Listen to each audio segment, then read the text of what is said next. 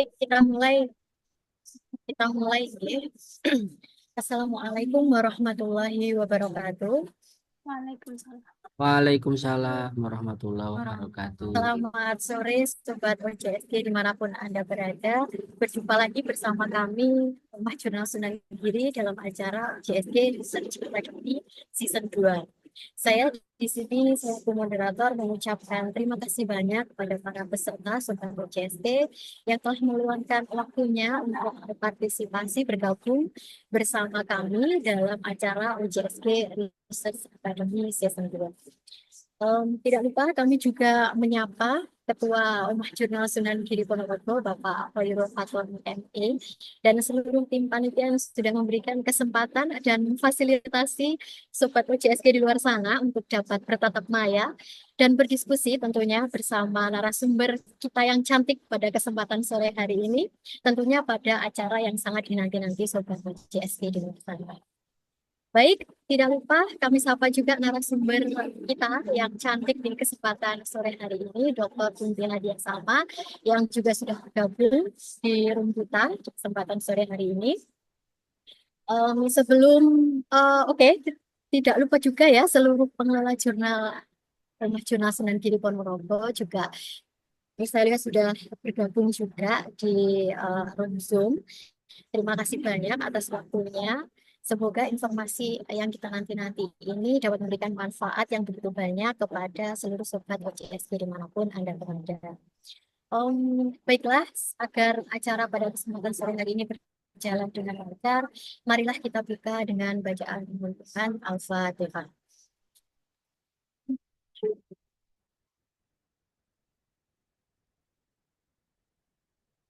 Baik, terima kasih. Sebelum narasumber menyampaikan materi dan memaparkan materi ini pada kesempatan sore hari ini, izinkanlah saya untuk menyampaikan kurikulum vitae atau CV dari beliau. Beliau adalah Dr. Kunti Nadia Salma, MPD.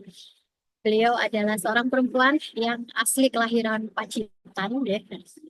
Beliau ini adalah dosen cantik di Prodi Pendidikan Bahasa Arab Institut Agama Islam Sunan Giri, Ponorogo. Beliau menyelesaikan studi S1, S2, dan S3-nya pada Prodi Pendidikan Bahasa Arab di UIN Maulana Malik Ibrahim, Malang. Itu ya. Selain mengabdi di bidang pendidikan sebagai dosen, beliau juga aktif di bidang penelitian. Nah, beliau ini tergabung sebagai tim editor, khususnya managing editor di beberapa jurnal di Rumah Jurnal Sunan Giri, Ponorogo. Selain mengajar, beliau juga sering berkecimpung dalam bidang penelitian, terutama di bidang penelitian R&D. Tentu Sobat OJSG semuanya sudah menanti-nanti ya, dan sangat relevan tentunya dengan tema kita pada kesempatan sore hari ini terkait dengan penelitian R&D di bidang pendidikan. Jadi melihat pengalaman yang luar biasa dari beliau dan berbagai kontribusi beliau dalam penelitian dan pengembangan, terutama di bidang R&D, tentu kita semua, Sobat OJSG semua, sudah sangat antusias untuk mendengarkan pemaparan beliau pada kesempatan sore hari ini. Baik, seluruh Sobat OJSG dimanapun Anda berada, tema yang akan kita bahas pada kesempatan sore hari ini adalah penelitian R&D dalam bidang pendidikan.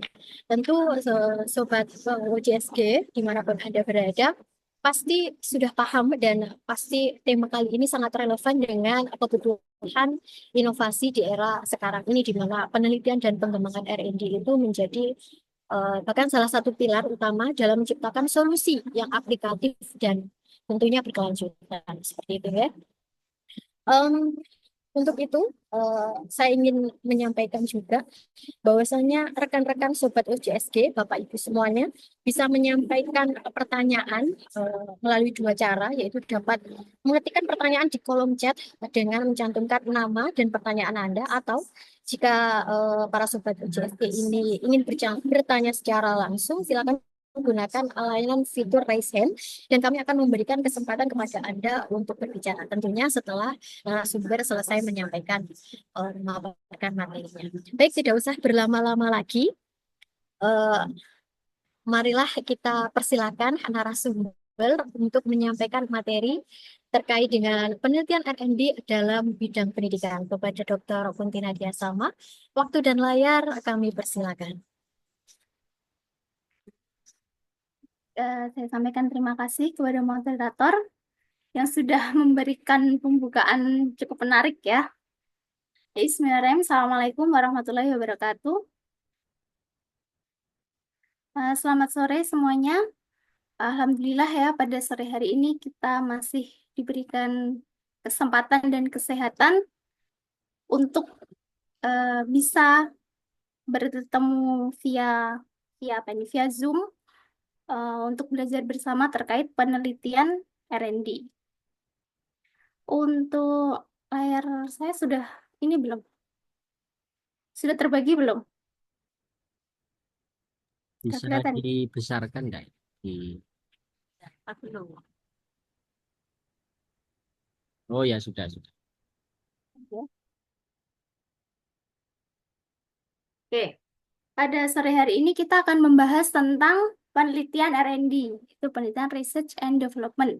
Sebelum saya menyampaikan tentang penelitian R&D, kan ada kata pepatah, tak kenal maka tak sayang. Jadi biar bisa sayang, kita harus perkenalan dulu ya. Tadi sudah disampaikan oleh moderator, nama saya Luti Nadia Salma, biasa disapa dengan sebutan Salma. Dan kebetulan saya di bidang bidang saya, yakni di bahasa Arab, dan saat ini mengabdi di Insuri Ponorogo. Dari semenjak saya studi S1, S2, dan S3, kebetulan saya berkecimpungnya itu penelitiannya di penelitian R&D. Dan awal awal bisa berkecimpung di R&D ini bukan karena saya memang sudah pintar ahli, berawal dari ahli situ tentang R&D, enggak, tapi memang penasaran karena saya ini lebih suka penasaran tentang pengembangan-pengembangan yang berbau kayak media, teknologi, dan lain sebagainya. Di S1 saya mengembangkan terkait buku ajar, buku pendamping, kemudian S2 terkait multimedia, dan yang di S3 ini saya mengintegrasikan antara keduanya, antara S1 dan S2 saya, yakni menjadi buku dan apa namanya, dan teknologi menjadi buku digital. Oke, baik, langsung saja kita ke materi ya. Penelitian R&D. Em, Banyak orang kalau misalkan mendengar tentang penelitian R&D, itu pasti mindsetnya akan apa namanya, menganggap bahwa ini tuh penelitian untuk teknologi. Ini tuh penelitian yang berbau pengembangan teknologi, karena kan biasa kita dengar terkait R&D, bagian R&D, bagian pengembangan itu kan ada di kayak apa ya, kayak industri-industri di bidang bisnis, bidang pengembangan teknologi dan lain sebagainya. Terus juga sebagian orang kalau misalkan mendengar penelitian R&D itu pasti menganggapnya, alah, penelitian R&D itu lama. Soalnya penelitian R&D itu susah. Pasti menganggapnya gitu, beneran itu lama, susah, prosesnya pasti ribet, soalnya harus mengembangkan, apalagi harus kayak ngutek-ngutek teknologi dan lain sebagainya. Itu di mindset orang. Tapi sebenarnya kalau misalkan kita sudah mengenal lebih dalam, sudah kenalan sama si R&D ini, pasti akan lebih mungkin ketagihan untuk melakukan penelitiannya. Karena apa?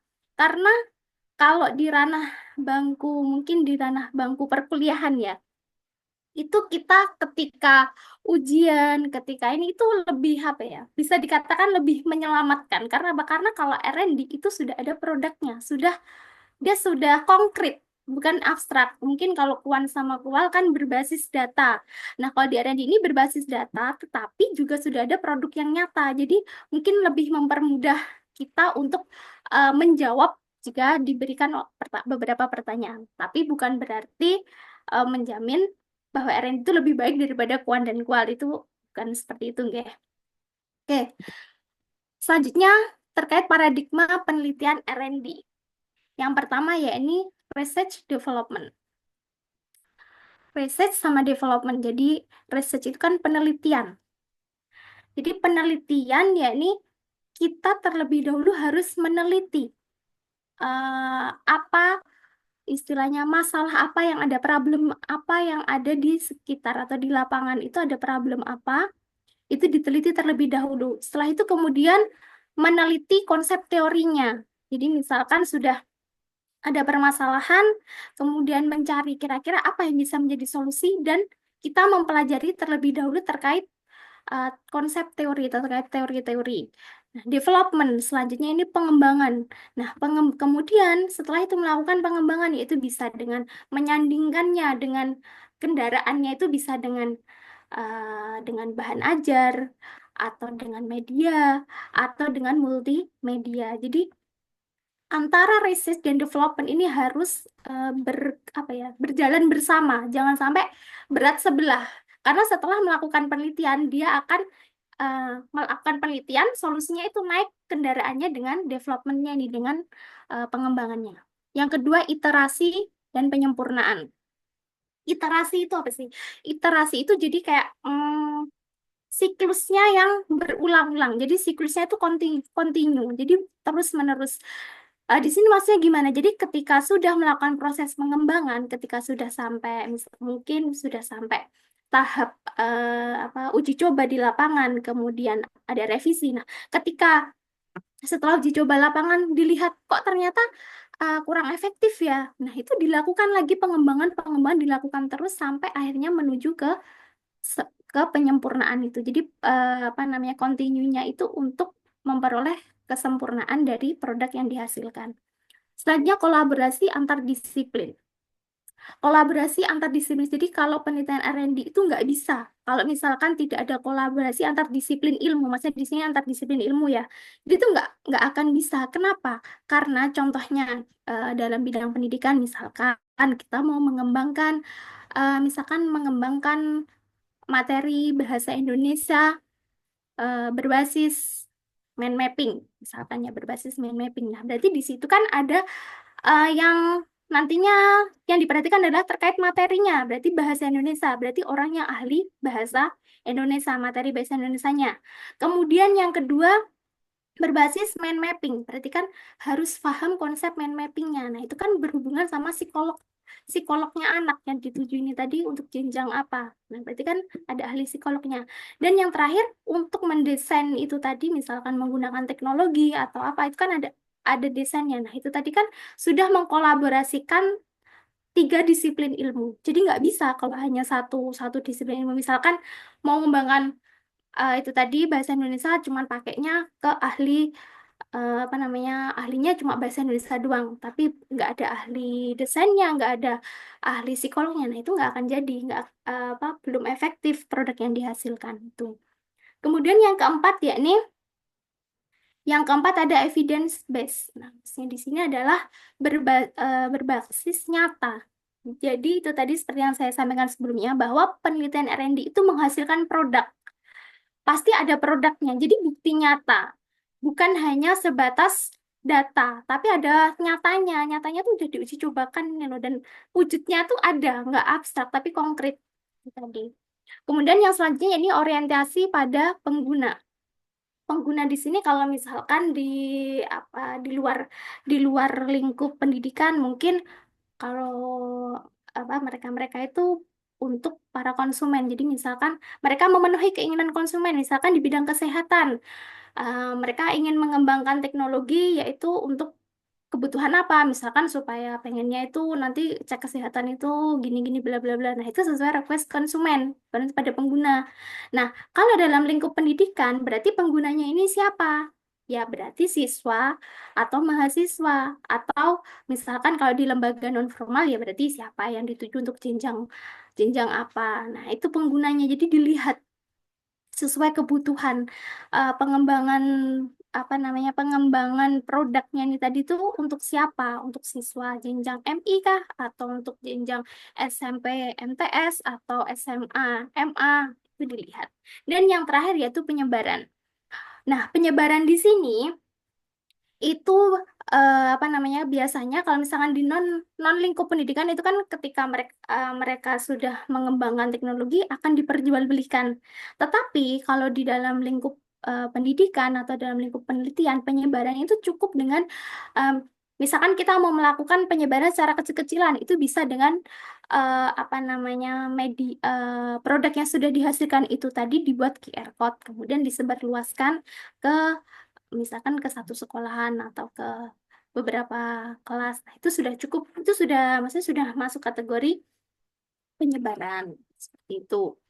Nah, kemudian sebenarnya model-model dari penelitian R&D sendiri itu sangat banyak. Tetapi langkah-langkahnya itu, tahapan-tahapan pengembangannya itu sebenarnya bisa ditandai. Ya sebenarnya hanya ya cuma itu aja langkah pengembangannya, itu cuma beda istilah aja di beda model itu. Contohnya ya ini yang pertama itu ada identifikasi masalah dan kebutuhan. Identifikasi masalah, jadi dilihat dulu. Karena kan penelitian R&D itu penelitian berbasis masalah. Jadi dia ini hampir senada dengan hampir, tapi beda rumah. R&D ini punya rumah sendiri. Jadi dia berbasis masalah. Dilihat dulu masalahnya seperti apa. Kemudian kira-kira solusinya yang cocok apa, dan dicarikan teori. Teori yang bisa menjadikan solusi ini apa. Nah, teori ini tadi dicarikan kendaraan. Kendaraannya apa? Apakah mau itu tadi mau memakai media atau buku ajar dan sebagainya. Kemudian setelah itu dianalisis kebutuhannya. Nah, jadi dikumpulkan datanya. Selanjutnya konsep teori. Nah, konsep teori misalkan sudah diidentifikasi, kemudian kebutuhannya sudah mendapatkan, dia disandingkan dengan konsep teori yang tadi. Kemudian desain. Desain di sini mulai menata mulai menata produk apa yang akan dihasilkan. Misalkan di sini menggunakan berbasis multimedia, berarti multimedia apa yang digunakan? Misalkan tadi saya contohkan, misalkan Plotagon Story, berarti di situ didesain bagaimana cara memperoleh multimedia aplikasi Plotagon Story itu bagaimana, kemudian bagaimana cara menyusunnya, cara memasukkan menata karakternya seperti apa, menyusun suaranya seperti apa, pemilihan pemilihan lokasinya itu seperti apa dan lain sebagainya. Pokoknya desain secara detailnya itu di ditata. Kemudian implementasi awal. Kalau implementasi awal ini biasanya dia uji coba skala kecil. Jadi hanya mungkin mengambil sampel beberapa orang saja. Itu untuk langkah uji coba awal. Jadi misalkan hanya mengambil 12 orang atau 15 orang itu sudah cukup, itu nggak apa-apa. Nah, setelah dilakukan implementasi awal, diuji cobakan, itu dievaluasi, dilihat bagaimana, apakah ada kekurangannya. Kalau ada kekurangannya, baru setelah selanjutnya itu revisi untuk penyempurnaan. Nah, direvisi mana yang kurang-kurang, itu disempurnakan. Nah, langkah selanjutnya, ya ini uji coba, maksudnya uji coba lebih luas itu dalam skala besar. Kalau tadi mungkin hanya misalkan ngambil 12 sampai 15 orang, selanjutnya itu mengambil mungkin satu kelas berisi 30 anak atau 25 atau sebagainya, itu sudah kategori skala lebih besar. Dan yang terakhir, diseminasi hasil yaitu penyebaran itu tadi. Nah, dari model penelitian yang banyak, di sini saya mengambil contoh 3 model penelitian R&D yang sangat sering digunakan dalam penelitian pendidikan. Yang pertama ya ini ada box and goal. Box and goal di sini ada 10 langkah. Yang pertama ya ini permasalahan. Nah, sebenarnya sama kan ya, sebenarnya sama yang tadi, cuma beda istilah aja sebenarnya. Permasalahan berarti melihat dulu permasalahan tadi ada masalah-masalah apa. Kemudian pengumpulan data, setelah tahu masalahnya apa, pengumpulan datanya bisa dengan melakukan angket, mungkin angket kebutuhan disebar ke siswa.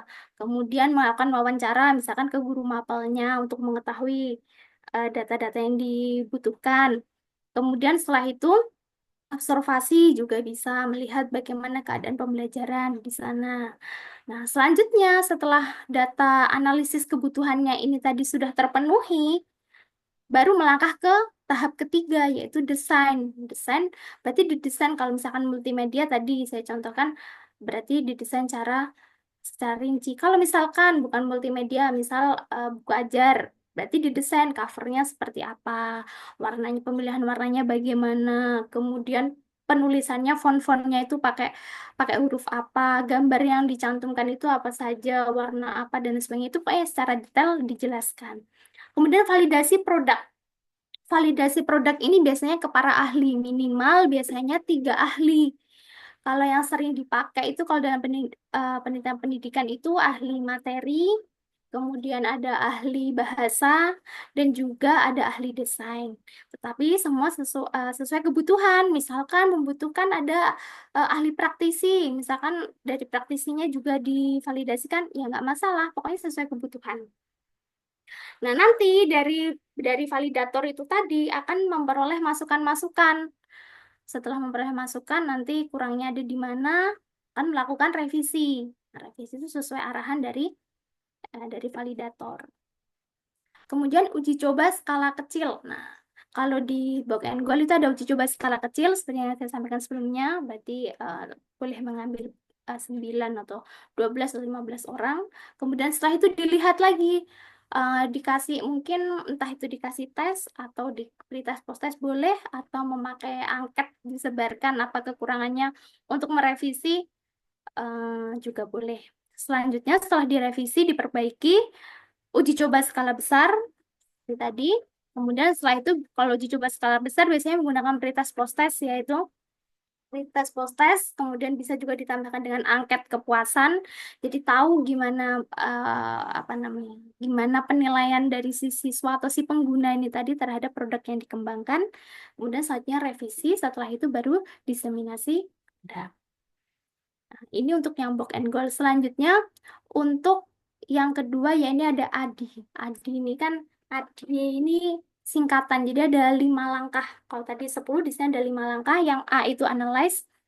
Nah, analyze di sini menganalisis. Jadi kalau di di book and goal itu ada permasalahan dan pengumpulan data. Itu kalau di ADI masuknya di analyze. Jadi menganalisis kebutuhan terhadap pengembangan produk, kemudian analisis terhadap permasalahannya ada apa, analisis tujuan produk, dan lain sebagainya. Itu ada di analyze. Kemudian yang kedua ada di desain. Desain ya sama ya, ininya konsepnya masih sama kalau desain.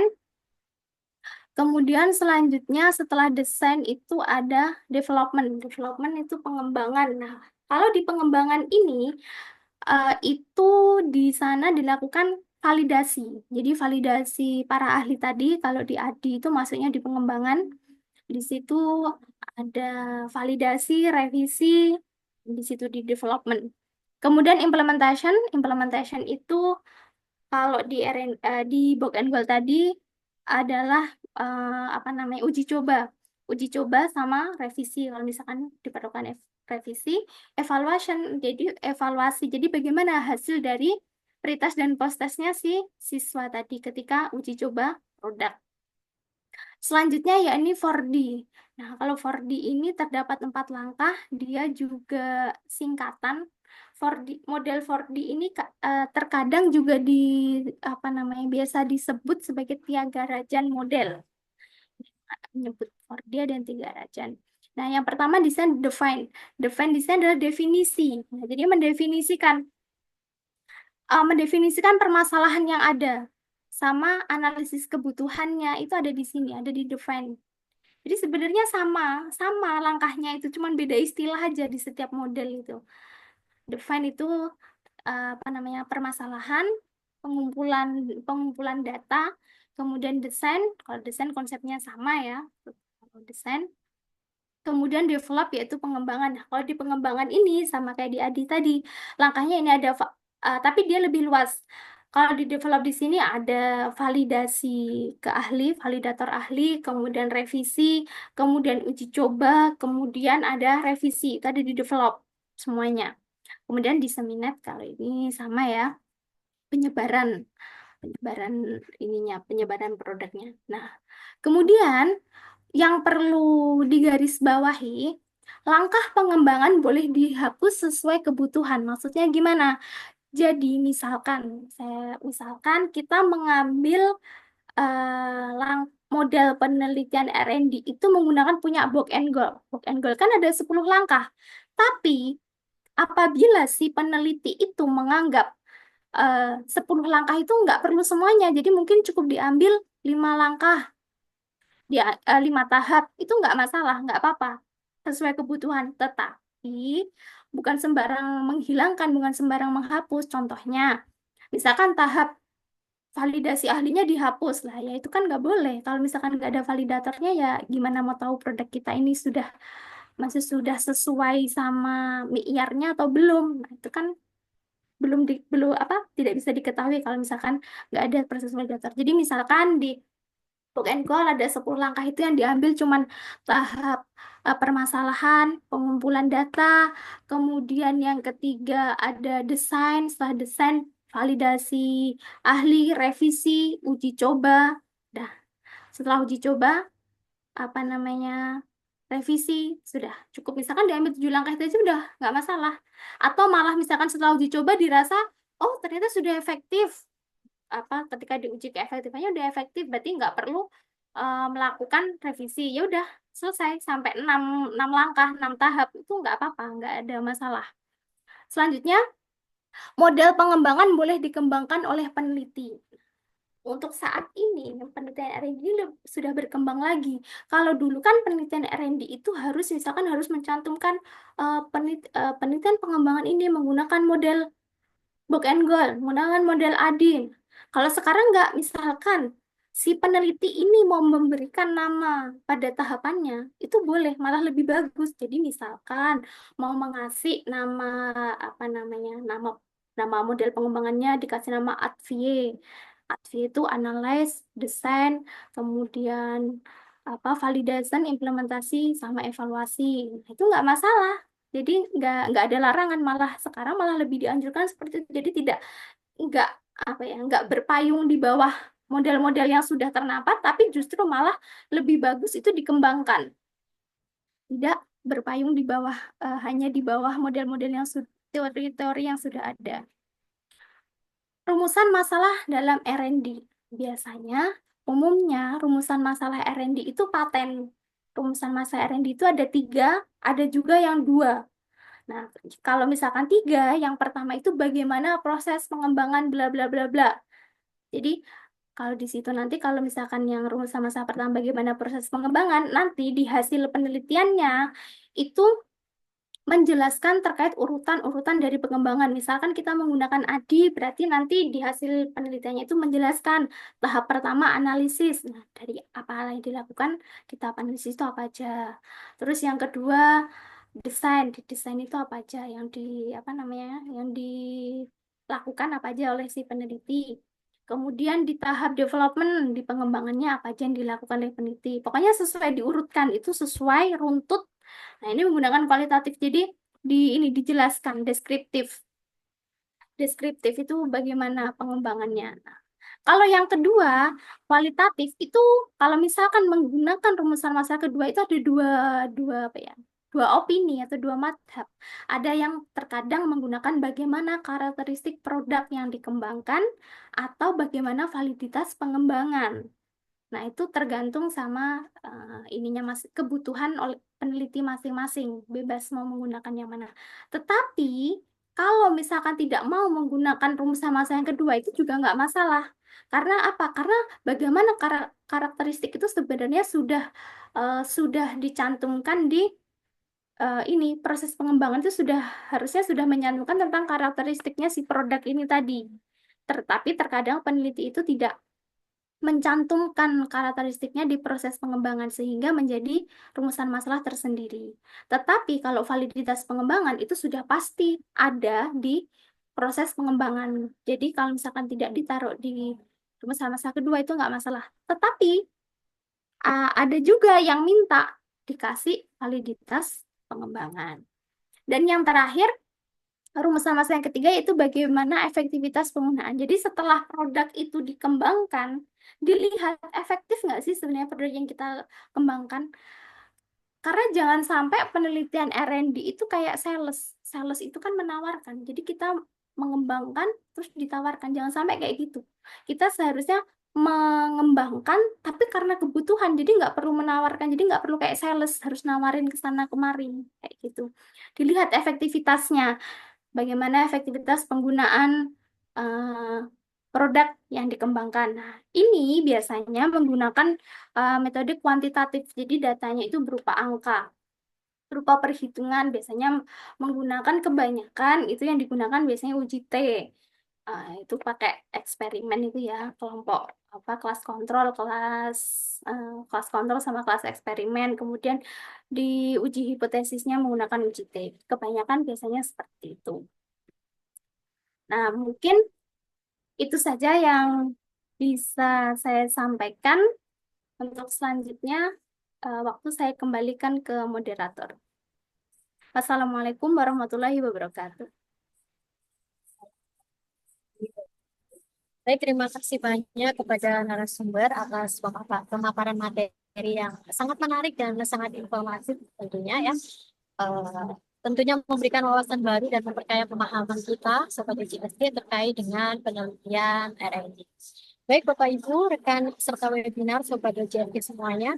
Selanjutnya kita akan masuk ke sesi diskusi atau tanya jawab. Perlu saya ingatkan lagi bahwa Sobat UCSG dapat menyampaikan pertanyaan kepada narasumber terkait materi yang telah dipaparkan oleh narasumber tadi melalui dua cara. Dapat langsung mengetikkan di pertanyaan di kolom chat dengan mencantumkan nama dan sekaligus pertanyaannya. Atau Sobat UCSG juga langsung bisa bertanya secara langsung. Jadi silakan menggunakan fitur raise hand dan kami akan memberikan kesempatan kepada Sobat UCSG untuk berbicara. Silakan jika ada yang ingin bertanya, disilakan. Oke, boleh izin saya Bu Risma. Oh, nggih, monggo silakan Ibu Khairunisa dari Staibu Tanjung Pinang. Terima kasih. Assalamualaikum warahmatullahi Waalaikumsalam. wabarakatuh.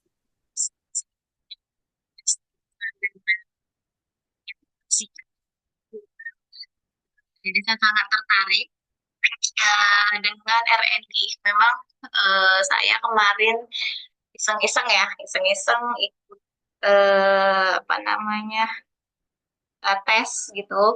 Kemudian ditanyakan tentang jenis penelitian ibu nanti di S3-nya seperti apa. Nah, kemudian karena yang kekinian katanya sih R&D ya Bu. Ya Bu ya.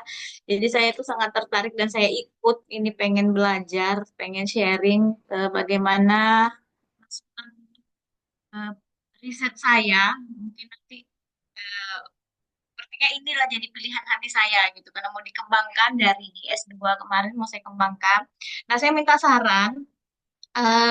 Saya karena kurang paham ini. Nah, ini ada pengembang. Saya rencana membuat pengembangan bahan ajar itu IPAS berbasis pembelajaran berdasarkan masalah untuk meningkatkan keterampilan sosial melalui pendidikan multikultural.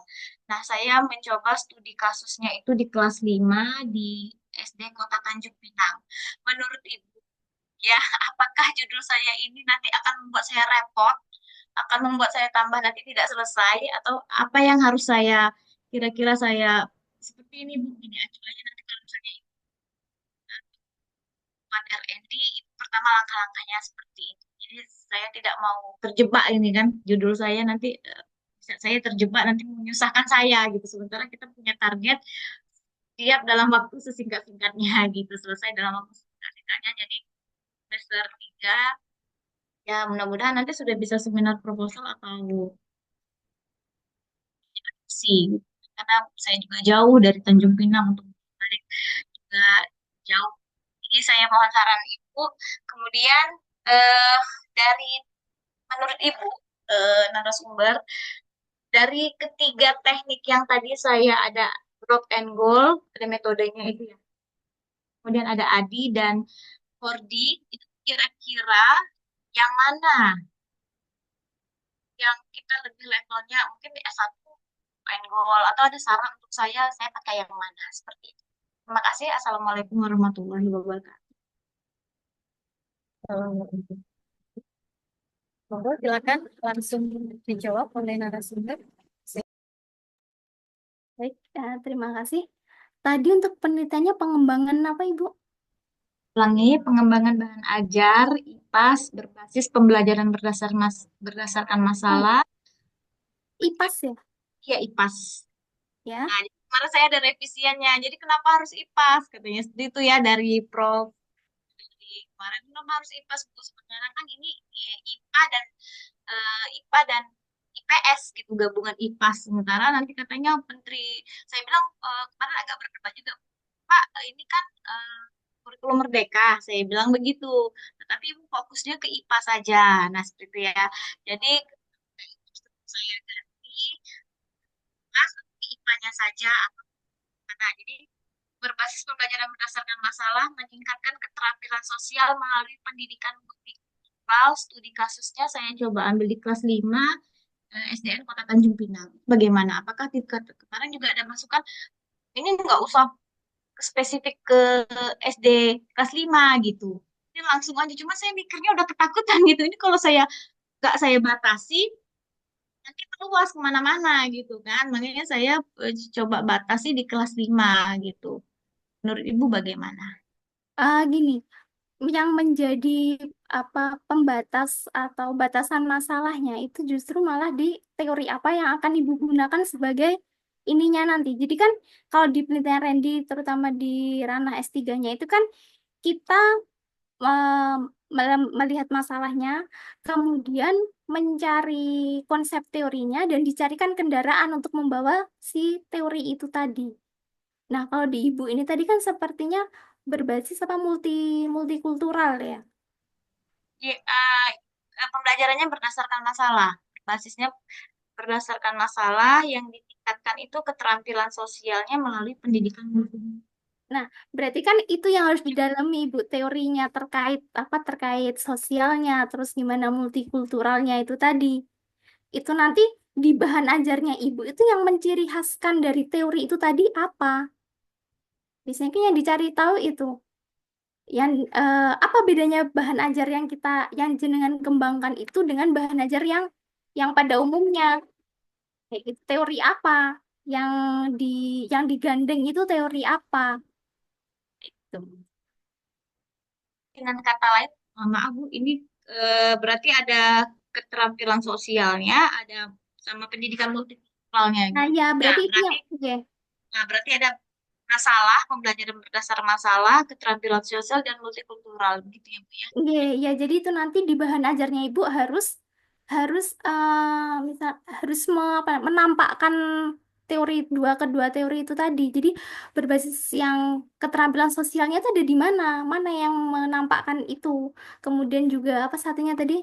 Yang keterampilan sosial Gitu. multikultural. Multikulturalnya itu ada di mana? Yang apa namanya memperlihatkan terus keunggulannya kamu pakai kalau sudah mengembangkan bahan ajar berbasis multikultural sama apa ini sosialnya itu tadi apa sih keunggulannya kayak gitu. Jadi itu ya harus didalami teorinya itu biasanya kan yang Ya diulik-ulik dulu. teorinya, gitu.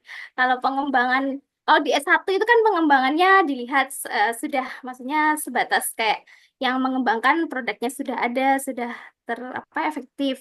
Kemudian kalau di ranah S2 kan biasanya R&D-nya itu apakah dia itu apa namanya bisa kehadirannya itu benar-benar bisa menjadi solusi atau tidak. Kalau di S3 biasanya baru yang teoritisnya itu menghasilkan teori itu tadi. Nah, menurut Ibu satu lagi ini apakah apa ya? Maksudnya terlalu lebar atau terlalu harus saya Seperti itu masih karena terlalu terlalu luas Ibu. Sepertinya lebih baik itu lebih ini kan difokuskan misalkan Ibu mengambil satu teori utama yang untuk sebagai pijakan dasar mengembangkan bahan ajarnya. Oke, kalau itu tadi kan ada sosial sama ke apa multikultural. Jadi sepertinya nanti Ibu harus ininya berdasarkan kayak fokusnya ke dua cabang. gitu Kalau ya. satu teori inti tapi itu bisa mendasari pengembangannya Ibu itu lebih ini sih, lebih menyelamatkan. Ah, ya. Terima kasih. Nah, untuk tadi yang selanjutnya kira-kira stepnya ya saya Oh, untuk penelitian yang lebih oh yang selanjutnya model tadi ya. Bu? Ya, kalau model penelitian Randy itu nggak ada ya Bu. Istilahnya kalau bukan goal tuh untuk S1. S1 tuh apa namanya tatarannya atau apa istilah pijakannya itu model A, model B, S2 model. Nah, itu nggak ada sebenarnya. Semuanya sesuai kebutuhan. Jadi sesuai kebutuhan. Nah, justru malah sekarang ini Bu, lebih bagus itu si peneliti mengembangkan dari model itu. Jadi misalkan Ibu mengembangkan dari model ADIE menjadi ADVIE dengan itu tadi menambahkan analisis desain misalkan. Jadi nggak semata-mata hanya mengatakan di sini saya menggunakan model ADI. Itu malah sekarang itu nggak ini, malah banyak yang sudah menentang kayak ngapain harus pakai itu, kan kita harus masukkan teori baru. Jadi kita justru malah lebih bagus tuh mengembangkan, nggak hanya mengikuti yang ada di situ. Justru malah seperti itu.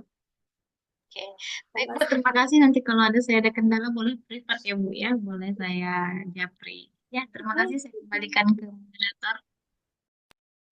Baik, terima kasih Bu Khairunisa dan narasumber atas tanggapan dan jawabannya. Mungkin ada pertanyaan lagi dari Sobat CSG yang lain.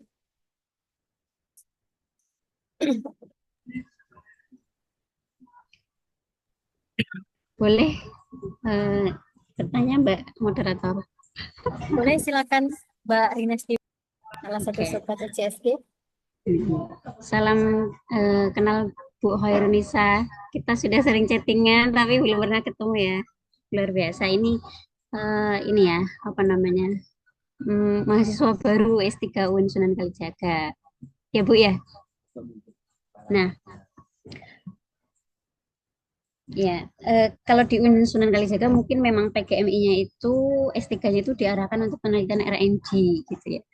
Tapi kebanyakan ke sana ke R&D. Kalau nggak R&D itu mixed method, kualitatif. Nah, kembali saya ingin bertanya ke narasumber. Ini kan tadi pengalamannya sudah luar biasa ya, S1-nya itu sudah R&D, S2-nya R&D, dan S3-nya R&D. Nah, mungkin menurut pengalaman dari pemateri sendiri, sejauh peneliti dari 3 penelitian itu, mungkin di terapannya itu perbedaannya itu apa gitu. R&D di S1 itu mungkin ada bedanya dengan R&D di S2, kemudian di S3. Nah, tadi yang saya tangkap itu kan yang S3 itu kan menemukan teori ya. Berarti seperti menemukan satu model R&D yang baru atau bagaimana? Mana misalkan gini ADDI gitu ya misalkan, terus kemudian kita kembangkan, kemudian kita menemukan satu model R&D baru atau menemukan teori baru gitu, lebih ke menemukan model atau teori. Itu mungkin itu dulu dari saya. Terima kasih.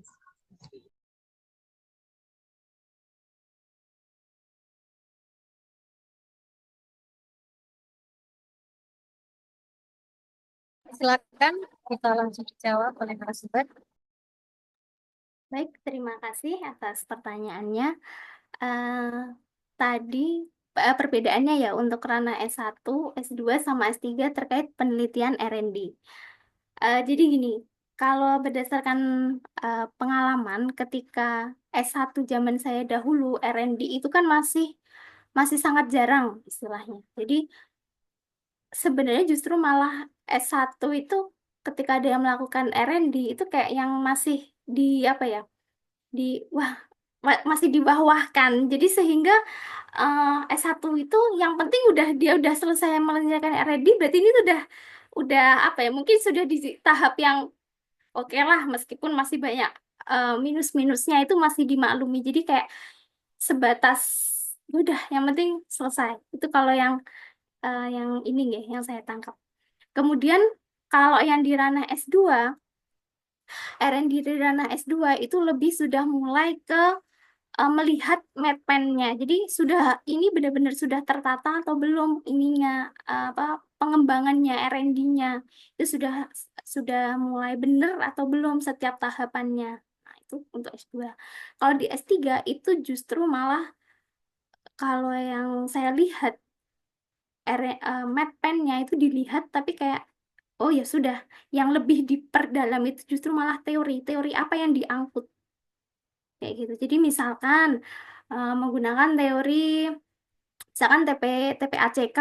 Nah, itu benar-benar kayak di apa namanya dikulik, dikelontok per teknologinya gimana, pedagogiknya gimana, kemudian knowledge-nya itu gimana. Itu benar-benar dikulik di dalam bahan ajar yang atau media produk yang kita kembangkan. Jadi di produkmu itu mana sih sisi teknologinya itu ada di mana?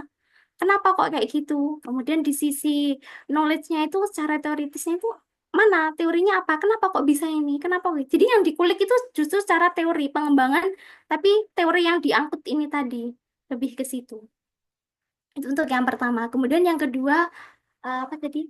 Penemuan ya, penemuan apakah menemukan model baru atau teori baru. Nah, kalau model baru terkait R&D itu enggak, nggih.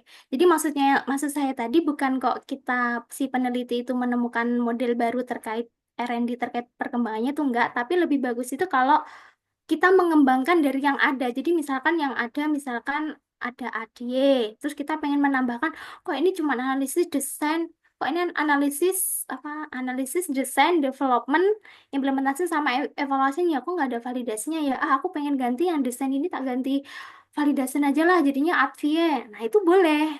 Tapi bukan berarti kita menemukan model baru. Nah, kalau menjelaskan teori baru, kan kita harus menemukan dari penelitian kita itu apa sih temuan barunya.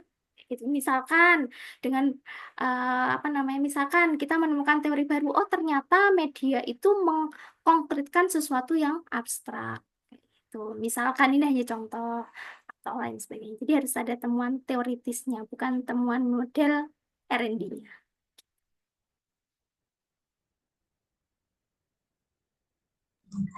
Siap-siap. Makasih. Mbak Abda mau nanya kayaknya. Ada yang ingin bertanya lagi? Monggo, dipersilakan.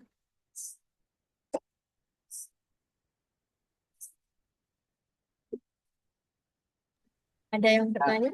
Mau tanya Monggo, silakan. Bu Salma. Ya. Ya, kalau saya sih kurang familiar ya, dan menurut saya ini sesuatu yang baru. Jadi, karena saya biasanya lebih di penelitiannya kualitatif. Nah, yang saya sedikit tahu itu kayak ADI, terus kemudian 4D, Brook and Gale, apa tadi itu ya? Brook and Gale. Ya, itu.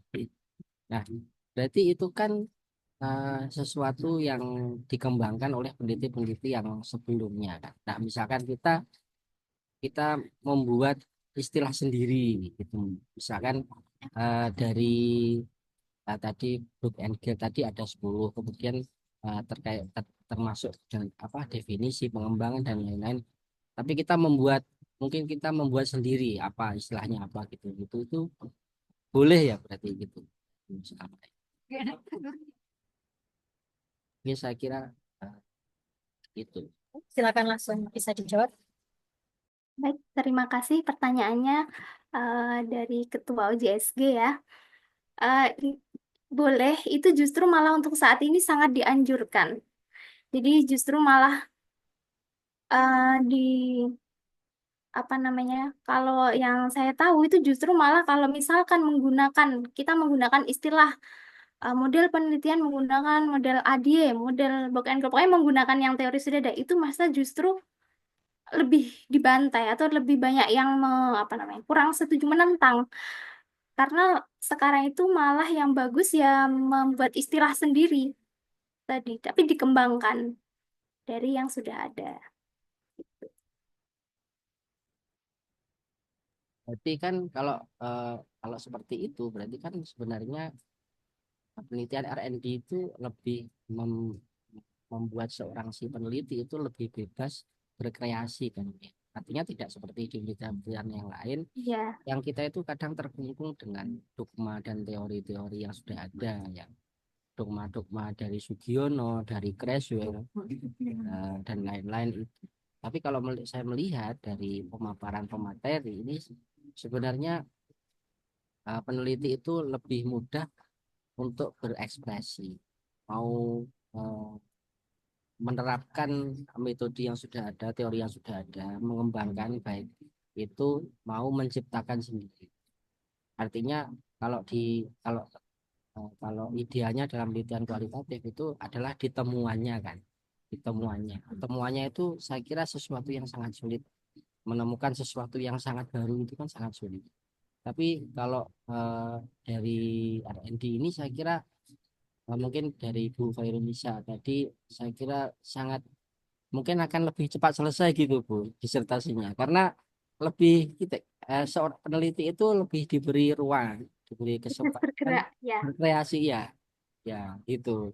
Jadi ibarat orang bergerak itu lebih luas gitu loh jangkauannya kita. Jadi tidak perlu berpikir nanti ini gimana gimana gimana gitu.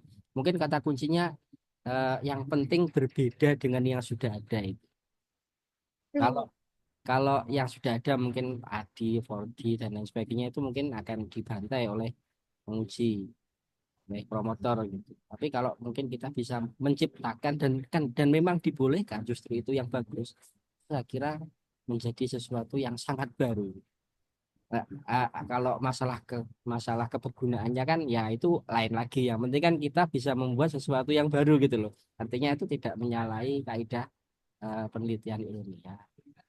Oke, saya kira itu saja. Terima kasih atas pencerahannya Bu Salma. Terima kasih.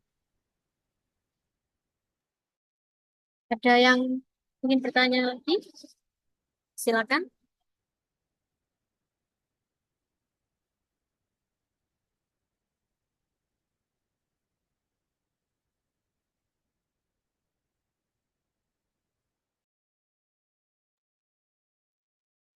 Ya, Ada, sudah cukup.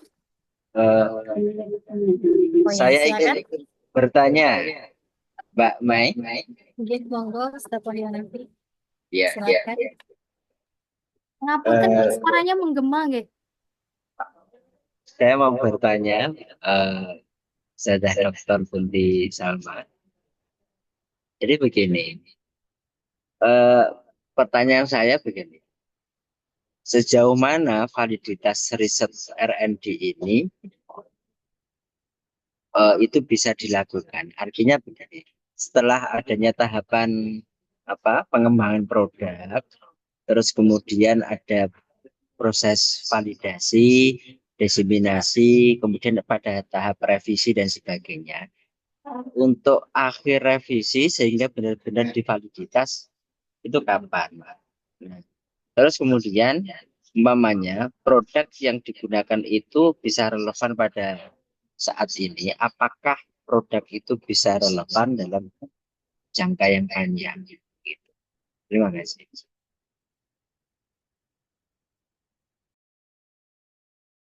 Terima kasih. Bisa langsung dijawab oleh narasumber. Silakan. Baik, terima kasih Ustadz Wahyu Hanafi atas pertanyaannya. Untuk terkait validitas seberapa kevalidannya. Jadi ketika sudah divalidasikan ke para ahli, itu nanti kan direvisi, kemudian diuji cobakan di lapangan. Nah, kegiatan uji coba di lapangan ini itu nanti kan biasanya ada pretest, ada post-test. Biasanya untuk melihat apakah produk ini tadi itu sudah efektif atau belum ketika digunakan, itu adalah melihat hasil dari pretest dan post-test itu tadi. Bisa menggunakan kalau mungkin uji hipotesisnya biasanya menggunakan uji T. Nah, itu dilihat apakah sudah efektif. Ketika belum, itu masih boleh dilakukan lagi, siklusnya itu boleh diinikan lagi, di apa istilahnya, diteruskan. Oh, berarti harus direvisi lagi. Ternyata ini masih kurang valid, masih kurang efektif digunakan. Kayak gitu. Kalau validitas produknya sendiri ke para ahli ya itu tadi, jadi mungkin kita bisa mencari siapa yang ahli di bidangnya untuk menjadi validator. Itu untuk yang pertama. Kemudian yang kedua tadi apakah relevan untuk masa yang akan datang? Itu melihat ininya produk yang dikembangkan. Contohnya seperti saya ketika S1 mengembangkan produk buku ajar, buku pendamping tata bahasa Arab. Nah, tapi itu kan itu masih kurikulum yang lama, masih pada tahun itu, pada zaman itu. K13, masih K13. Nah, untuk saat ini kan berarti pastinya sudah tidak relevan karena sekarang bukunya pun sudah ganti. Dan apalagi hanya buku ajar biasa, apakah tertarik anak-anak? Pasti sekarang sudah semua serba digital dan lain sebagainya. Pasti sudah kurang cocok atau bahkan tidak cocok. Jadi melihat produk apa yang dikembangkan. Dan juga itu tadi, kalau misalkan pengen tahu masih relevan atau tidak, dilakukan riset penelitiannya yang dianalisis dulu. Ini masih relevan atau tidak, dilihat dengan bisa observasi, bisa dengan wawancara, bisa dilakukan pretest atau bagaimana. Pripun, Ustaz Hanafi? Baik, baik. Sangat mencerahkan sekali Ustaz Ghazali. Nanti bisa privat untuk diajari lebih detail.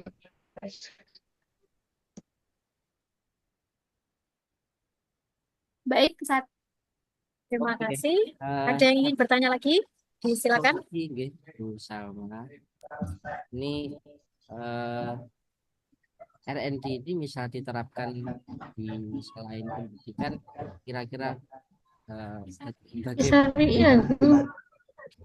kira? Pripun, Ini pripun Pak ini Tony? pendidikan ya. Nah, misalkan saya dari ekonomi kan, misalkan ini mau diterapkan dalam bidang ekonomi gitu, kira-kira bagaimana? Oke, terima kasih. Mungkin pertanyaannya nyambung ya Mbak ya. Harus kalian dijawab, boleh nggak? Nah, terkait dengan penyebaran Mbak. Tadi kalau mungkin R&D di S1, S2, S3 itu ada batasannya enggak? Atau mungkin kalau penyebaran di S3 itu harus lebih luas atau bagaimana? Bisa dijelaskan? Terima kasih.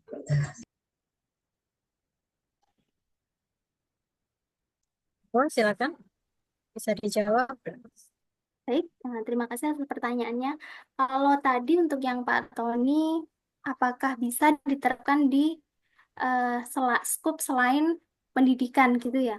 Itu sangat bisa, apalagi tadi di ekonomi ya. Ekonomi itu justru sangat bisa. Itu kan ekonomi berarti ranah kayak bisnis itu kan bisa, Pak Nge. Itu justru malah lebih banyak ininya, banyak peluangnya karena eh, bisa untuk menunjang apa keberhasilan perekonomian. Justru malah bisa malahan kalau di ekonomi. Karena sebenarnya sumbernya R&D ini sendiri kan bukan dari pendidikan, justru malah dari bidang teknologi. Jadi kayak pembisnis kayak gitu mereka ingin apa istilahnya memperjualbelikan teknologi itu lebih dari sana pusatnya, baru diadopsi ke ranah skop lingkup pendidikan gitu. Kemudian untuk yang Mbak Rinesti tadi gimana Mbak? Oh, ini ya penyebaran ya. Untuk penyebaran sendiri itu tidak ada batasnya. Bahkan mau dipakai atau enggak itu juga diperbolehkan. Karena kan tadi tahap pengembangannya itu kan sesuai kebutuhan. Kalau peneliti merasa tidak melakukan penyebaran itu ya enggak usah, enggak apa-apa. Tapi kalau misalkan mau melakukan penyebaran, kalau misalkan penyebaran kecil-kecilan, kita cukup membuat misalkan saya mau buku digital itu saya bikin QR code. Nah, itu sudah termasuk bentuk dari penyebaran karena QR code itu nanti akan bisa disebarkan ke ranah yang lebih luas. Tapi kalau misalkan tidak mau menggunakan pun ya nggak apa-apa, sesuai kebutuhan peneliti.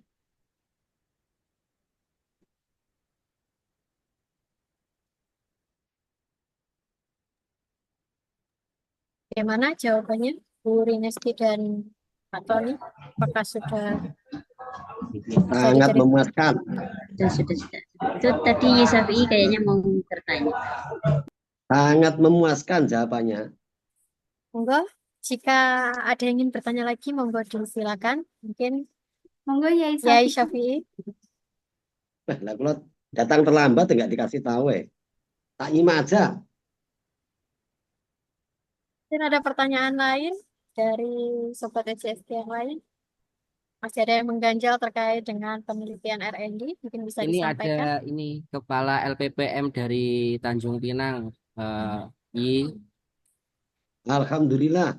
Oke, Pak Syafi'i Ini kalau bisa ini model Warek kayak 1 gini di Sri Ponorogo, Bu. dilanjutkan, Mas. Oke.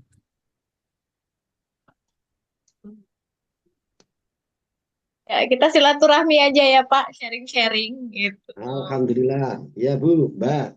Nah, oke. Sebenarnya saya mau banyak bertanya, cuma Mungkin ada yang kenapa ada yang masih masih mau ganjal? disampaikan Ibu Hairunisa. Nah, mungkin saya yang bertanya, Ibu, sama saya ya. Jika nanti ini memang saya jadi sebarkan untuk uji terbatas berarti dalam tanda kutip ini di Kota Tanjung Pinang dulu. Karena kami di sini Kepulauan Riau ini ada 7 kabupaten, 5 kabupaten, 2 kota. Nah, jadi itu dalam RND yang ini uji coba terbatasnya itu di Tanjung Pinang atau di kecamatannya saja dulu atau sudah nanti ke lebih luas lagi ke kota kabupaten. Bagaimana Bu kalau untuk yang level yang saya ini? Yang skala kecil, skala terbatas atau yang skala besarnya? Skala kecil dulu, skala kecil kemudian skala besarnya nanti gimana? Kalau Ibu tadi kan di apa namanya pembatasannya untuk kelas 5 SD gitu ya. Ya, kelas 5 SD. Kelas 5 SD lah. Melihat dulu Ibu nanti yang ditargetkan itu apakah semua 5 kabupaten, dua kota itu apakah semuanya? Nah, Dan itu dan di satu kabupaten itu kan ada banyak pasti ada banyak SD ya ya. kan. Nah, itu mungkin kalau misalkan supaya tidak menyulitkan, biasanya itu cukup kita mengambil sampel satu sekolahan aja itu sudah nggak masalah sebenarnya. Dan berarti Ya, jadi kayak S1 S2 gitu nggak masalah untuk tempatnya. jadi saya uji batasnya dulu di kecamatan Kota Tanjung Pinang misalnya. Kemudian nanti skala besarnya berarti nanti di kabupaten atau kota gitu ya. Kabupaten Kalau atau misalkan mau mengambil begitu juga nggak apa-apa. Jadi terbatasnya di satu kecamatan misalkan. Terus nanti skala besarnya mau di satu kabupaten. Hmm, Sudah sudah ini. sudah tidak merepotkan saya nanti Nah, saya tapi itu sepertinya akan merepotkan Ibu. tidak merepotkan. Iya, Jadi karena kecuali Ibu sudah punya data, guys, satu kabupaten itu ada berapa SD, terus misalkan di satu kabupaten hanya ada 5 SD atau 10 SD itu kan nggak masalah ya, nggak terlalu merepotkan. Tapi kan pasti banyak untuk kan. kriteria sendiri kita itu ada apanya nggak bisa akreditasinya harus sama gitu kalau untuk ujinya ini gitu. Untuk apanya, Ibu? Untuk uji terbatasnya SD-nya harus sama misalnya akreditasinya Nah, harus sama. kalau itu kan ya, Kemudian apanya ada kriteria khusus gitu kalau RND ini jadikan bukan sampel ya kalau di penelitian kuantitatif kan sampel kalau RND nanti apakah ada sama juga untuk penelitian kita ini bagaimana Bu? sama Ibu. Kalau untuk terkait populasi sampel teknik pengambilan sampel itu sama kayak di Kuan. Jadi nanti Ibu kalau misalkan yang seperti Ibu ini mungkin lebih enaknya pakai purposive sampling. Jadi menentukan kriterianya, mau mencari sekolahan yang bagaimana dengan kriteria yang seperti apa. Makanya Ibu mengambil sampel sekolahan tersebut. Oke, biar lebih mempermudah Ibu. Oke, jadi kita pakai purpose sampling. Oke Bu, terima kasih. Ya, mungkin lebih Kasih nanti japri ya Bu ya. ah, sharing bareng. Terima kasih Bu Mei. Dilanjutkan lagi. Terima kasih Bu Hairunisa atas pertanyaannya. Mungkin ada pertanyaan lain dari Sobat OCSD yang ingin bertanya. Monggo, Sebelum ditutup, disilakan. mohon untuk sambutan dari Pak Warik satu mungkin sekaligus doa dari Mbak Risma. Oke, berarti sudah diakhiri nggih, Bapak. Oh, tapi ini ada pertanyaan satu lagi dari Mbak Siti Fatimatul Azizah lewat kolom chat. Apakah mau diterima, Ibu narasumber? Nggak diterima aja nggak Pak? Oke, baik. Dari Mbak Siti Fatimatul Azizah, izin bertanya, Assalamualaikum. Untuk penelitian R&D pada validasi produk oleh para ahli ini apakah harus dari dosen atau bisa dari ahli di sekolah yang kita teliti? Monggo. Baik, terima kasih pertanyaannya. Terkait validator, siapa yang menjadi validator ahli? Ini adalah uh, orang yang benar-benar sudah terbukti, misalkan beliau ini bukan dosen, tidak mempunyai gelar pada bidang itu, tetapi dia sudah terbukti, misalkan uh, kita mengambil ahli desain bukan dari kalangan dosen, terus juga bukan bertitel bergelar tentang desain, tapi beliau ini sudah terbukti bahwa ahli dalam desain, mungkin mempunyai prestasi. Dia sudah mengembangkan beberapa teknologi yang canggih sehingga tanpa gelar, tanpa jabatan dia sudah terpercaya kayak gitu. Nah, apakah bisa ahli dari sekolah yang kita tuti? Kalau misalkan untuk ahli praktisi, nah itu mungkin kita bisa mengambil dari guru mapelnya. Ahli praktisi itu kan sebagai pengguna kan praktisinya. Nah, itu mungkin boleh menggunakan validator ahli praktisi. Tapi kalau untuk bidang yang lain itu harus yang memang faknya ada di bagian itu, di bidang itu. Bagaimana? Mungkin itu jawaban dari narasumber kami. Mungkin sudah cukup jelas dari narasumber ya Ibu. Nah, ini sudah dibalas. Oke, syukur baik. Sama-sama Ibu. Terima kasih karena waktunya sudah pukul 4 ya. Dan tadi sudah disampaikan banyak sekali pertanyaan dari Sobat OJSG. Terima kasih saya sampaikan kepada narasumber atas tanggapan dan jawaban yang sangat komprehensif tentunya, serta kepada seluruh peserta Sobat OJSG yang telah berpartisipasi dalam sesi diskusi ini. Baik, untuk menutup acara sekaligus memberikan doa, monggo kami persilakan kepada Bapak Warek 1 Institut Agama Islam Sunan Giri Ponorogo untuk memberikan sambutan sekaligus menutup acara pada kesempatan sore hari ini dengan doa. Monggo, Yai Syafi'i. Minta waktunya. Oke. Assalamualaikum warahmatullahi wabarakatuh. Waalaikumsalam. Waalaikumsalam warahmatullahi wabarakatuh. Kepada teman-teman khususnya OJSG yang luar biasa ya. Terus terang saya kurang tahu, tadi baru buka WA. Sebenarnya sejak kemarin kayaknya, cuman karena banyaknya grup sehingga tidak fokus. Ini acara apa, tetapi forum-forum seperti ini menurut saya perlu diagendakan ya. Harus dipastikan bisa berkelanjutan. Umpamanya model metodologi series lah istilahnya. Kajian metodologi penelitian series. Hari ini yang dibahas tentang tadi itu NRD ya. Itu sebenarnya saya juga pernah baca. Itu sebenarnya itu kajian NRD itu bukan berangkat dari dunia pendidikan, tapi lebih kepada ekonomi. Nah, mungkin kalau untuk saya yang backgroundnya itu syariah, ini juga sangat bermanfaat sekali. Oke, saya pikir itu catatan. Saya apresiasi forum-forum seperti ini, dan saya lihat tadi tampaknya luar biasa pesertanya, ada yang dari laut juga tadi backgroundnya. Ini luar biasa. Bu Rinesi dari mana ini dia zoomnya ini? Wisnatin Ulfah itu ya. Oh gitu ya. Oke. Mari bersama-sama sebelum berdoa sekali lagi. Tadi Pak Rektor juga barusan japri saya.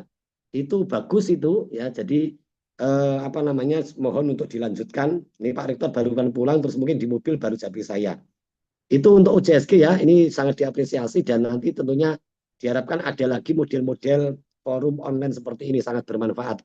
Mari bersama-sama kita tutup dengan berdoa semoga kajian keilmuan pada sore hari ini bisa bermanfaat dan lebih berkah. Al-Fatihah. Bismillahirrahmanirrahim.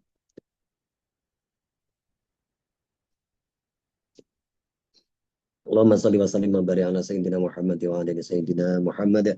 Salim radhiyallahu ta'ala kulli sahabati Rasulillah ajma'in. Alhamdulillahi rabbil alamin. Allahumma lakal hamdu syukra wa lakal mannu fadla wa anta rabbuna haqqan wa nabiduka riqa anta lam tazali dalika ahla. Allahumma aghnina bil ilmi wa zayyina bil hilmi wa akrimna bit taqwa wa jamina bil afiyah ya arhamar rahimin.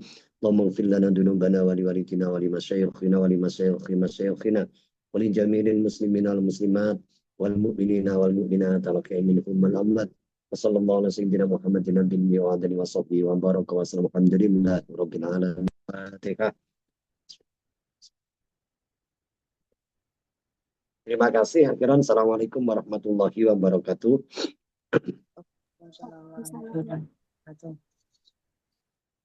Jadi Waalaikumsalam. Bapak Yai Syafi'i yang telah memberikan sambutan dan doa sebagai penutup. Baik Bapak Ibu, rekan-rekan dan Sobat OJSG dimanapun Anda berada, tanpa terasa kita sudah berada di penghujung acara, nggih, untuk acara webinar hari ini. Semoga apa yang telah disampaikan oleh narasumber kita tentunya dapat memberikan wawasan baru dan tentunya dapat memberikan manfaat yang dapat diterapkan dalam dunia pekerjaan maupun kehidupan kita sehari-hari. Amin ya rabbal alamin. Tidak lupa kami juga mengucapkan terima kasih banyak nih kepada seluruh pihak yang mendukung terselenggaranya acara ini, khususnya kepada panitia, narasumber, serta Sobat OJSG di seluruh Nusantara yang telah meluangkan waktunya untuk hadir pada acara yang sangat luar biasa ini. Sebelum kami tutup, kami ingatkan kepada peserta bahwasanya untuk memantau grup peserta WA, ya, grup WA di peserta itu untuk mendownload e-sertifikat yang nantinya akan di-share linknya oleh panitia. Jadi jangan Facebook dulu, tolong dipantau grup WA-nya karena nanti panitia akan mengirimkan link berupa nantinya di dalamnya ada e-sertifikat yang bisa di-download. Begitu nggih. Mungkin saya selaku moderator mengucapkan banyak terima kasih. Akhir kata, mohon maaf jika ada kekurangan selama berlangsungnya acara ini. Sampai berjumpa lagi di OJSG Research Academy berikutnya. Wassalamualaikum warahmatullahi wabarakatuh. Waalaikumsalam warahmatullahi wabarakatuh. Baik, untuk apa video ini hasil rekaman ini silakan nanti kalau ingin mengulang, ingin melihat ini akan diupload di YouTube-nya OJSG Nah, Academy. Jadi bagus itu. peserta silakan mungkin pada pertemuan kali ini belum jelas atau ketinggalan, nanti bisa langsung set di YouTube OJSG Research Academy. Oke, Sip, terima ya. kasih. Izin live, Bapak Ibu. Bapak Ibu.